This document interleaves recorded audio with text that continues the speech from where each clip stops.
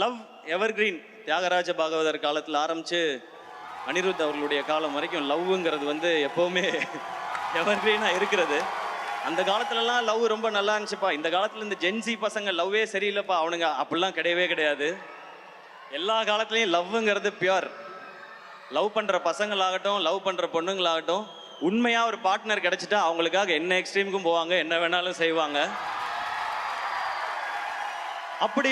அப்படி உண்மையாக ஒரு லவ் கிடைச்சா அந்த மாலதின்ற பொண்ணுக்காக ரகு என்ன எக்ஸ்ட்ரீம் வரைக்கும் போவான் அந்த பொண்ணுக்காக அப்படின்றது தான் இதனுடைய ரொம்ப கோர் தாட். கதையை ஒன்றும் ரொம்ப இல்லை சார். ஸோ அதான் சொல்லிட்டேன், அப்புறம் என்னன்றீங்களா சார்? இல்லை ஓகே சார், அவ்வளோதோடு நிறுத்திக்கிறேன் சார். நான் அதுக்கு ஒரு கேரக்டர் வேணும்போது சார் சொன்னாங்க ருக்மிணி இந்த ரோலை பண்ணுறாங்க அப்படின்னு சொன்னாங்க.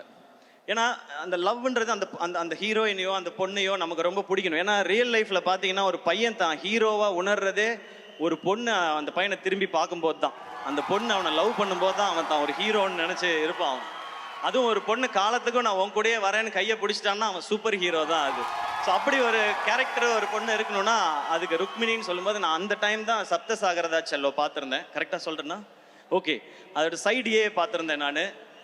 அப்புறம் இவங்க அந்த கேரக்டருக்கு ரொம்ப நல்லா இருப்பாங்க. இந்த படம் பார்க்குற எல்லாருக்கும் மாலதியை ரொம்ப பிடிக்கும்.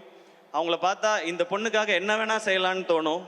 அப்படியான ஒரு கேரக்டர் தான். ஸோ ருக்மிணி அவங்க ஷூட்டிங்கில் எப்படின்னா படிச்சுட்டே இருப்பாங்க, புக்கு படிச்சுட்டே இருப்பாங்க. நான் சும்மா ஏமாத்துறாங்க புக்கெல்லாம் வச்சுக்கிட்டு அப்படின்னு நினச்சேன். அப்புறம் பார்த்தா எழுதுவாங்க. ஒரு நாள் போய் கேட்டேன், என்னங்க எழுதுறீங்க அப்படின்னு கேட்டேன். இல்லை, என்னோட எக்ஸ்பீரியன்ஸை ஷூட்டிங்கில் நடக்கிற தாட்லாம் நான் எழுதுறேன்னு சொன்னாங்க. ஓ, படிக்கிற பொண்ணுடோ அப்படின்னு சொல்லி நான் முடிவு பண்ணிட்டேன்.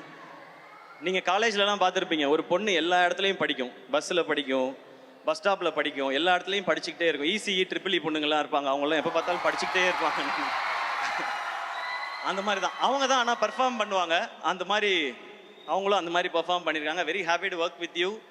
ஒரு ஒரு ரொம்ப ரொம்ப ஒரு ரொம்ப நல்ல கேரக்டர் நீங்கன்றது ஆன் ஸ்க்ரீனில் மட்டும் இல்லை, ஆஃப் ஸ்க்ரீன்லையும் நான் தெரிஞ்சுக்கிட்டேன். So very happy to work with you. And அவங்க இப்போ நிறையா பேன் இண்டியன் ஃபிலிம்ஸ் பண்ணிகிட்டே இருக்காங்க. எல்லாத்துக்கும் என்னுடைய விஷஸ்.